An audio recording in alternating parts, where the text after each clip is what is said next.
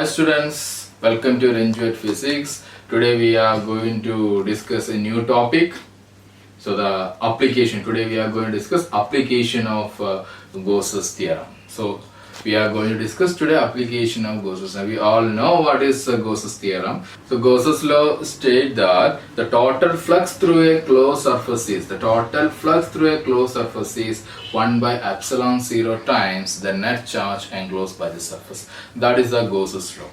Okay, so based on the Gauss's law, we need to find the electric field at a point due to different charge distribution. So here we discuss only three applications. The first one is the electric field at a point due to infinitely long charge wire. That is the first applications. Okay, that is the first application of Gauss's theorem. So Gauss's theorem we can apply only to the symmetrical charge distribution, and another important thing is we need a closed surface. We need a closed surface for applying the Gauss's theorem.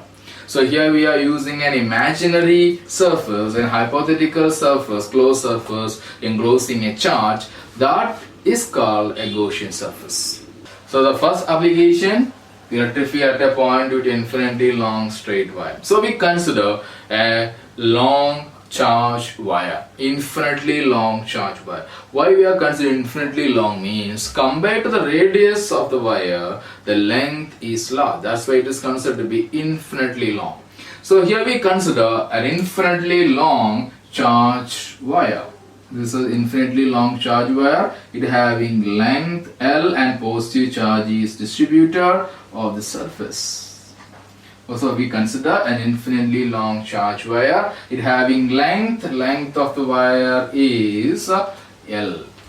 Okay, and the charge, positive charge Q is distributed over the surface and having uniform charge density, uniform linear charge density lambda. Lambda is a uniform charge density, linear charge density lambda. So lambda is given by Q by L. So this is the linear charge density of the wire. That is equation number 1. Linear charge density lambda is equal to Q by L. So we consider an infinitely long wire having uniform charge density lambda, that is equal to Q by L, and having unit coulomb per meter. Okay, so we need to find out the total electric field around this positively charged long wire. Okay, by applying Gauss's law. So we consider a point P at a distance R from the charge body. So we consider a point P at a distance R from the charge body. Okay, so here we are going to draw an imaginary Gaussian surface. We are going to draw an imaginary Gaussian surface enclosing this point. Here the Gaussian surface we select, it is a cylindrical shape. So I draw an imaginary Gaussian surface, a cylindrical Gaussian surface. Okay, the shape of the Gaussian surface, it is cylinder. Okay, and it having radius of the cylinder is R and length of the cylinder is L. Okay, here this charge body is on the axis of the Gaussian surface. So the radius of the cylinder is R and length of the cylinder is L. Okay, so we consider point P. At that point P we need to find out the electric field. So we draw an imaginary Gaussian surface enclosing the point P, and the Gaussian surface having a radius R and length of the Gaussian surface is taken as L. So there are two steps to find the total electric field. Okay, total electric field due to this positive charge. Okay, the first step is we need to find out the total flux passing through the Gaussian surface. First we need to find the total flux passing through the Gaussian surface, and after that we need to apply the Gauss's theorem. Then solving the two, we get an equation for electric field. So first we are going to find the total flux through the Gaussian surface. Total flux through the Gaussian surface. So I consider 3 points in the Gaussian surface. one at the top of the Gaussian surface, I consider small area ds here, and one is in the bottom of the Gaussian surface, it having a small, I consider small area ds, and I consider another point on the curved surface at P, I consider small area ds.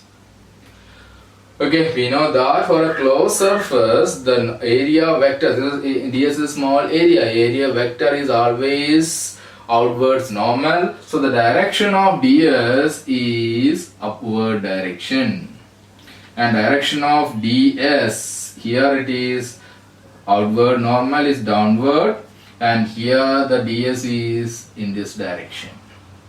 So this is the direction of area vector at 3 points. This is the first point, and this is the second point, and this is in the third position.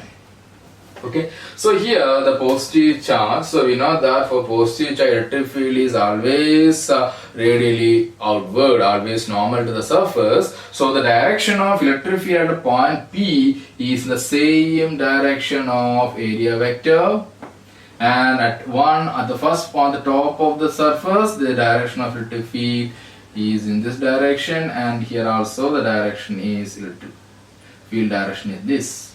So we know that for a positive charge, the electric field direction is always is radially outward, is normal to the surface. So this is the direction of electric field. So we have to find out the total. First, we have to find out the total flux to the Gaussian surface. So we can write the total flux. Total flux phi is equal to phi 1 plus phi 2 plus phi 3. We need to find out total flux, that is phi is equal to phi 1 plus phi 2 plus phi 3.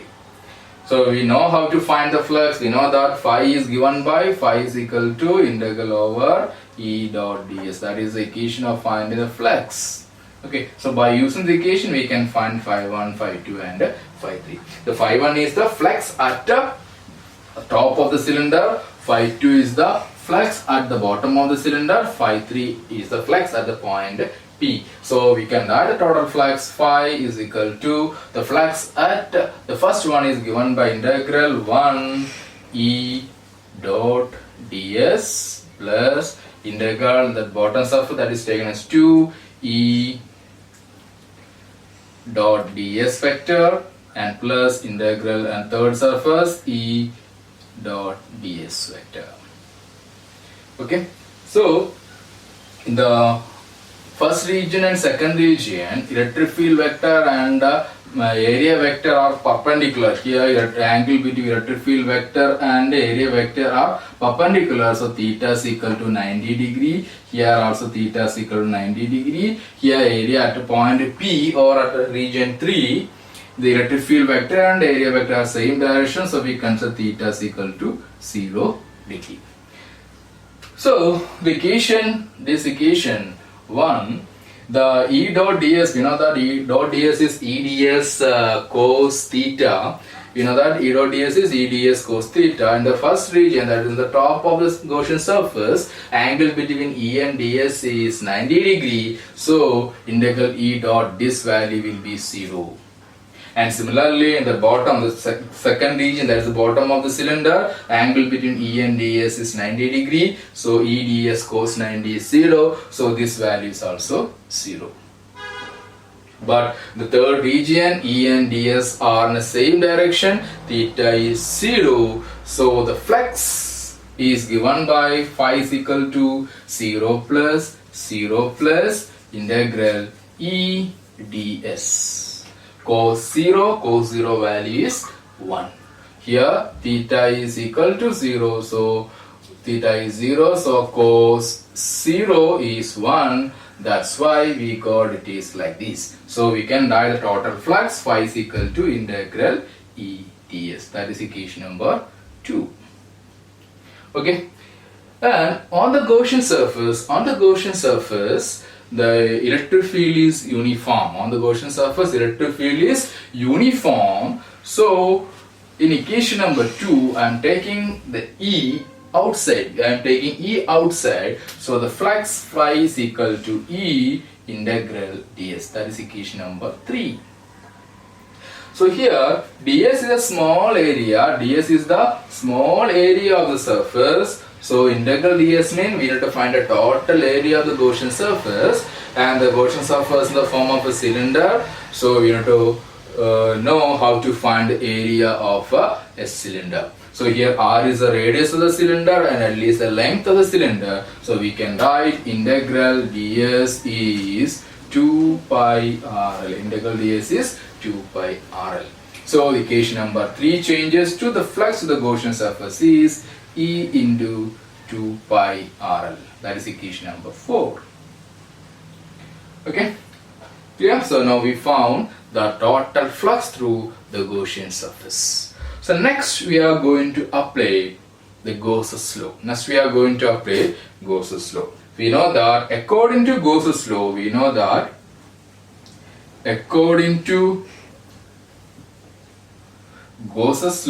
according to Gauss's law, the total flux phi is equal to integral E dot ds is equal to Q net by epsilon 0. Q net means the total charge enclosed by the surface. Q net by epsilon 0. Okay, so you need to find out what is the net charge enclosed by the surface. So here I told lambda is the linear charge density and L is the length and Q is the charge. L is the length and Q is the charge. So we can write linear charge density lambda is equal to Q by L. So we can write Q, the net charge is lambda into L. So net charge enclosed by the surface is lambda L. So this equation, I represent this equation number 5. Equation number 5 changes to, according to Gauss's law, phi is equal to, actually it is Q net by epsilon 0, but here Q net is, the Q is lambda L, so we get lambda L by epsilon 0. That is equation number 6. From equation number 4 and 6, tell that both LHS are same, both giving the total flux, so we can write E into 2 pi r L is equal to lambda L by epsilon 0. So here L and L we can cancel. So we get E is equal to, I am taking 2 pi r into the RHS side. So E is equal to lambda divided by 2 pi epsilon 0 r. So this is the equation for finding electric field at a point due to a positively charged linear wire. Lambda is equal to lambda by 2 pi epsilon 0 r. This is the equation of finding the electric field at a point due to positively charged linear wire or charged linear wire. Okay. So from the equation number 6, it found that E is proportional to 1 by r. So from equation number 7, it found that E is proportional to 1 by r. So r is increases. What will happen? R is increases. E will be decreases. So we can draw a graph between E and R. So E is taking along the y-axis, R is taking along the x-axis. The graph will be like this. Is the shape of the graph. Okay. Now we are representing this equation number 7 in the form of a vector. Okay, vector notation. Here, electric field E vector in vector. E vector is equal to lambda divided by 2 pi epsilon 0 r. It will be n cap. Here n cap is a unit vector that gives the direction of the electric field. So we know that for a positive charge, the electric field is radially outward. If it is charge is positive, if it is charge is negative, the electric field is radially inward direction. If we consider lambda is greater than 0, that is Q is positive, so electric field will be E vector is equal to lambda divided by 2 pi epsilon 0 r n cap. If lambda is less than 0, Q is negative charge, so electric field vector E vector is equal to lambda divided by 2 pi epsilon 0 r minus n cap. So this is the vector representation of electric field at a point due to positively or charged linear wire. So this is one of the application of Gauss's law. So we discuss how to find electric field at a point due to a charged linear wire by using Gauss's law. So we got the equation E is equal to lambda divided by 2 pi epsilon 0 r. Okay, if lambda is positive, is greater than 0, lambda is greater than 0, charge is positive, lambda is less than 0, the charge is negative. If q is lambda is greater than 0, means electric field is radially outward, so that is the vector representation here. If lambda is less than 0, charge is negative, so electric field is radially inward. So this is represented like this. Okay, so this is the one of the application of Gauss's theorem.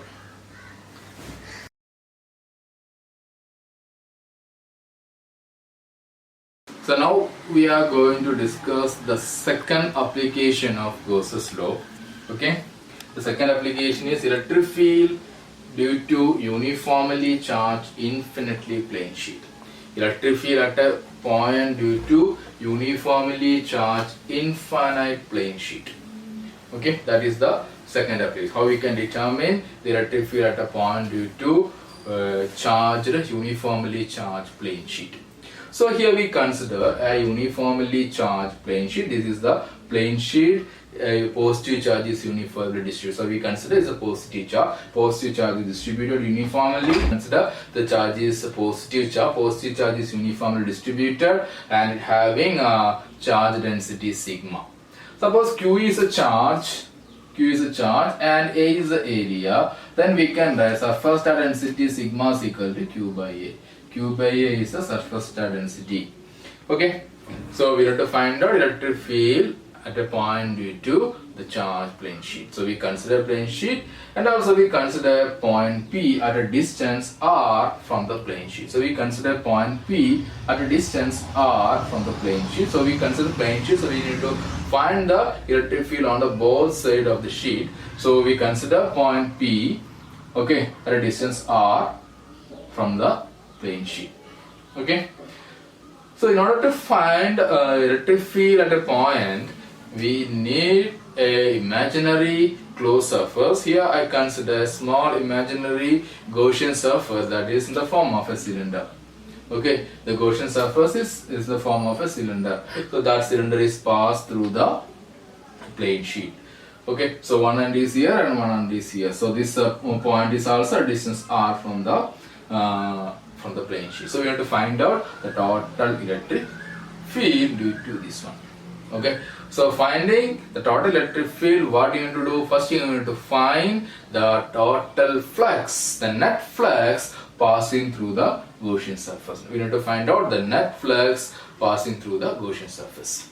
So here we consider 3 points on the Gaussian surface. One is it here, okay, left side of the plane sheet. The 2 is a right side of the plane sheet, and another one is on the closed surface. Another one is on the curved surface of the Gaussian surface. Okay, so here we consider small area element, that is ds, and here also we consider small area element ds. We know that ds will be acting normal outward, and here also ds is acting normal outward, and here also the area is acting normal outward direction. So here the charge is positive charge, so electric field will be radially outward direction. So the direction of electric field at the point 2 is the same direction of the area element, and here also the same direction, so positive charge, so the direction of electric field will be the same direction of area element. But here this is the direction of electric field. So here in the third part, the electric field vector and the displacement vector are perpendicular to each other. So we have to find out the total flux. So total flux is the sum of flux at first region, second region and third region. So we can write the total flux to the Gaussian surface. It is phi1 plus phi2 plus phi3. That is the total flux. That is equation number 1. Phi1 is the flux at the point here, the first region, and phi 2 is the flux at the second region, and phi 3 the flux on the third region. First region is in the left side of the sheet on the Gaussian surface, and the second is on the right side on the plane sheet, that is on the Gaussian surface, and third one is on the curved surface. Okay, so we can find the flux. We know the general equation to find the flux. Flux equal to integral E dot ds. By using this equation, we can find the flux at the first, two, and third region. So phi is equal to the phi 1 is equal to integral E dot ds at the first region plus integral E dot ds in the second region plus integral E dot ds in the third region. Okay, so phi is equal to integral E dot ds plus integral E dot ds plus integral E dot ds. If we consider the first and second region, the first region and the second region on the Gaussian surface, the second region on the Gaussian surface, okay, the electric field and area vector are in the same direction. At first and second region, electric field and the area vector are in the same direction. So we can write the flux phi is equal to integral E ds. So the same direction. So we can write, so phi is equal to E ds. Actually E ds cos theta, and here also we can write integral 2 E ds cos theta, and here also we can integral E ds cos theta. Okay, so in the first and second region, the electric field vector and the displacement vector are in the same direction. Electric field vector and the displacement vector are in the same direction. The first region on the Gaussian surface and the second region on the Gaussian surface. So theta will be at 1 and 2 region, theta will be 0. So substituting here, what we'll get, phi is equal to integral E ds cos 0 plus integral E ds cos 0 plus, but in the third region the electric field and area vector are perpendicular, so theta will be 90 degree. So here it will be integral E ds cos 90. So we know that cos 90 values is 0. So remaining it will be, what will be the remaining terms? These only remaining. All other term will be other term will be 0. So this term will be 0. So remaining it will be these two. So we can write the total flux. Total flux phi is equal to integral E ds plus integral E ds. Okay. So integral E ds plus integral E ds, that is equal to 2 integral E ds. That is equation number 2. Total flux equal to integral E ds plus integral E ds, that is equal to integral E ds. Okay, so we know that on the Gaussian surface, so at the point P at a distance, a particular distance of r, so at P, this region, okay, the electric field is uniform, it's a constant value. So we can write flux phi is equal to 2 E integral ds. 2E integral ds. Okay, phi is equal to 2E integral ds. Suppose we consider the area of this cylinder, area cross section of the cylinder is, the total area cross section of cylinder we consider is A. A is the total area cross section of the cylinder. So here also total area will be A. So we can write integral over ds, we can written as A. A is the total area of cross section of a cylinder. That means in the Gaussian surface, A is the total area. So this equation, the equation number 3, we can write like this: total flux phi is equal to 2E into A. That is equation number 4. Phi is equal to 2EA. Clear? So this is the total flux around a charged plane sheet. Charged plane sheet, that is phi is equal to EA. A is the area of the Gaussian surface. Suppose R is the radius. Suppose R is the radius of the imaginary cylinder, then A is equal to pi r square. Suppose r is the radius of the imaginary cylinder, then area is equal to pi r square. But here we consider this A. Okay, if it is r is radius, we can write A is equal to pi r square. Okay, so now we are going to apply Gauss's law. So Gauss's law states that total flux phi is equal to integral E dot ds is equal to Q net by epsilon 0. Q net by epsilon 0. That is the Gauss's law. This is the Gauss's equation number 5. But here, in this case, Q net is equal to Q is charge and A is area. In terms of the density, we can write Q net is equal to sigma into A. Here Q net, instead of Q net, we can write the surface charge density into area. So equation number 5 changes to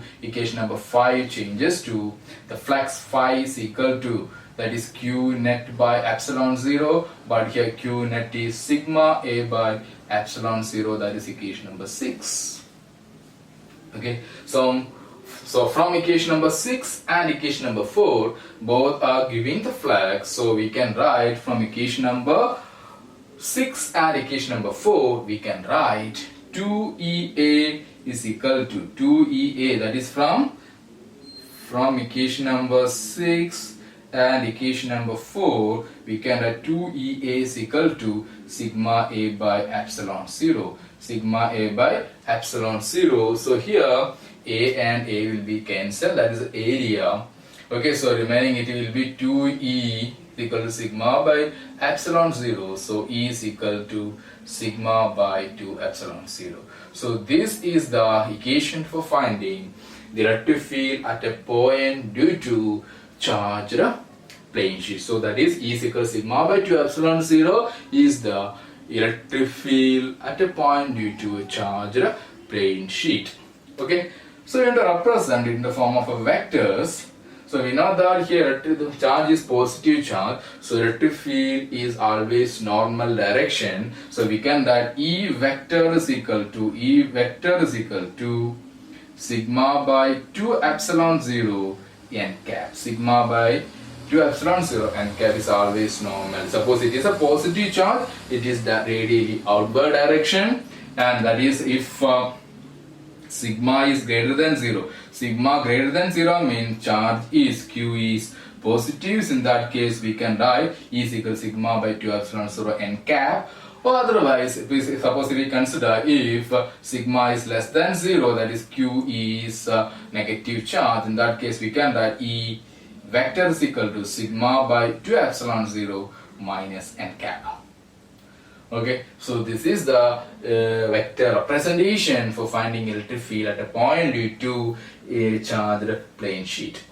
And we know the equation. What is the equation for finding? That is, equation is E is equal to without a vector, that is E is equal to sigma by 2 epsilon 0. Sigma is a charge density. Okay, E is the electric field at a point due to plane sheet. Sigma is a charge density. So from this equation, it found that the electric field at a point due to plane sheet does not vary with the distance. If R is increases on left and right side, the distance, the point is increases. Distance from the plane sheet to the point is increases. There is no change in the electric field